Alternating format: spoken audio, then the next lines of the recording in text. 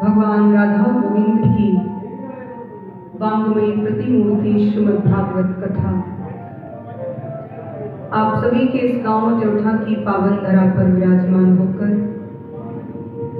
हम आप सभी आज कथा के अंतिम एवं सप्तम दिवस में प्रवेश करने जा रहे हैं।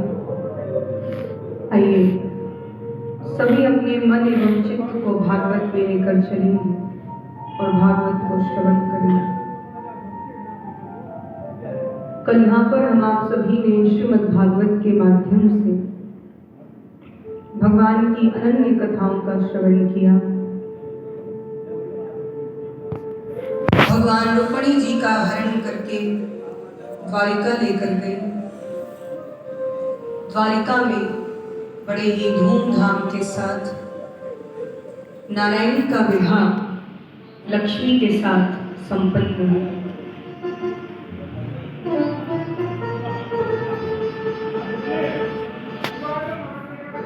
सुखदेव जी महाराज परीक्षित से कहते हैं, राजन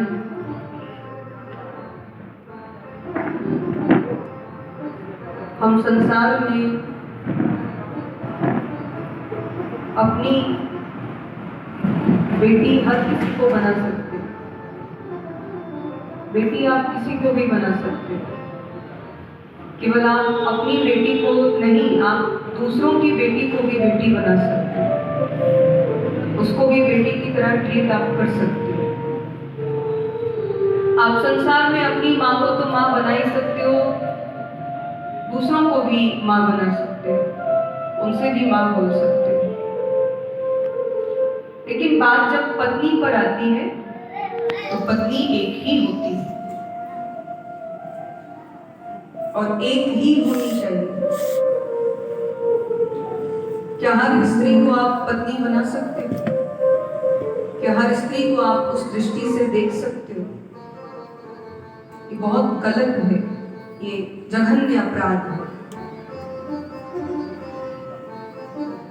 उसी प्रकार से लक्ष्मी को बेटी बना सकते हो, मां बना सकते हो, लेकिन पत्नी नहीं बना सकते, क्योंकि पत्नी तो वो नारायण की ही है। संसार में हर स्त्री को पत्नी नहीं बनाया जा सकता, और ये विचार मन में आना ही पहली बात तो अपराध है। लक्ष्मी जब बेटी के रूप में आती है हमारे घर में तो शांति लाती है। लक्ष्मी जब माँ के रूप में आती है तो सुख लाती है। लेकिन पत्नी बनाकर आप लक्ष्मी को अपने घर में नहीं ला सकते, क्योंकि पहले से वो किसी की पत्नी है। इसीलिए कहने का ये है कि जितना आप धन को घुमाओगे, जितना आप लक्ष्मी को घुमाओगे, वो उतनी ही प्रसन्न रहती है। बांध कर रखोगे तो वो रहने वाली नहीं है। और अगर बांधने का प्रयास किया तो फिर भगवान हरण करके ले जाएंगे और आपको पता भी नहीं चलेगा। यही हुआ ना रुक्मिणी विवाह में। रुक्मिणी ने कितने प्रयास किए कि लक्ष्मी यानी रुक्मिणी रुक जाए। शिशुपाल ने प्रयास किए लेकिन भगवान भगा के ले गए।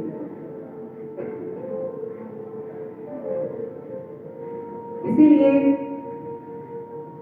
सुखदेव जी महाराज परीक्षित से कहते हैं, राजन यहाँ भगवान रुक्मिणी जी का हरण करके लेके आए, द्वारिका में विवाह संपन्न हुआ। उसके बाद भगवान के अन्य विवाहों का वर्णन सुखदेव जी महाराज करते हैं, किस प्रकार से भगवान के अन्य विवाह हुए। छोटी छोटी कथाएं सुखदेव जी महाराज सुनाते हैं। सुखदेव जी महाराज परीक्षित से कहते हैं, राजन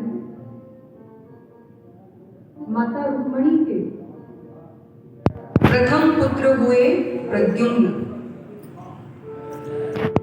माँ लक्ष्मी यानी रुक्मिणी और नारायण के यानी कृष्ण के जो प्रथम पुत्र हुए वो प्रद्युम्न हुए। कथा प्रचलित है कि एक सम्रासुर नाम का राक्षस था। एक बार नारद जी उसके महलों में आए तो उसने नारद जी को अपना हाथ दिखाया। उसने नारद जी को अपने हाथों की रेखाएं दिखाई। उसने नारद जी से कहा कि प्रभु बताइए जरा कि मेरी मृत्यु कब होगी, किसके हाथों होगी, कैसे मरूंगा, कुछ बताइए। तो नारद जी ने उसके हाथों को देखा और श्री नारद जी महाराज कहते हैं कि राजन आगे चलकर के कृष्ण का जो प्रथम पुत्र होगा प्रद्युम्न, उसके हाथों तुम्हारी मृत्यु होगी, वो तुम्हारा काल बनेगा। हाथों की रेखाओं में वही व्यक्ति ज्यादा विश्वास करता है जो कर्मों पर विश्वास नहीं करता। इसको लगता है कि मैं कुछ करने के काबिल नहीं हूं, उससे कुछ हो नहीं पाएगा, तो फिर वो रेखाओं के चक्कर में पड़ जाता है। पंडित जी ने ऐसा कह दिया, वैसा कह दिया और कर रहे हैं, खूब कर रहे हैं। आप देखिए ना, माताएं तो कितनी अंधभक्त होती हैं, माताएं कितनी जल्दी इस चक्कर में पड़ जाती हैं। जो कह दिया पंडित जी ने, फिर तो वो लक्ष्मण रेखा है, फिर उसको हम नहीं भूलेंगे। पंडित जी को खुद नहीं पता, पंडित जी आपको क्या बताएंगे। जो विद्वान है, जो ज्ञानी है, देखिए ज्योतिष भी एक बहुत बड़ी विद्या है। मैं उसके ऐसा नहीं है कि मैं विपक्ष में हूँ, पूरा हम सम्मान ज्योतिष विद्या का करते हैं। वो भी एक विज्ञान है, वो भी एक गहरा ज्ञान का सागर है। लेकिन रेखाएं भी तो तब काम करेगी ना जब आप कर्म करो, जब आप मेहनत करो। अब हाथ में रेखा बता रही है कि सरकारी नौकरी लगेगी, लेकिन लगेगी कब? जब आप मेहनत करो। वो तो बता दिया कि लगेगी। अब मेहनत आप 40-50 साल तक ना करो तो भी नहीं लगेगी, मेहनत करोगे तो लग जाएगी। तो रेखाओं पर ज्यादा विश्वास नहीं करना चाहिए। मैंने आपसे पहले भी कहा कि जो होना है वो होकर ही रहेगा और जो नहीं होना है वो कभी भी नहीं होगा। ध्यान रखिए।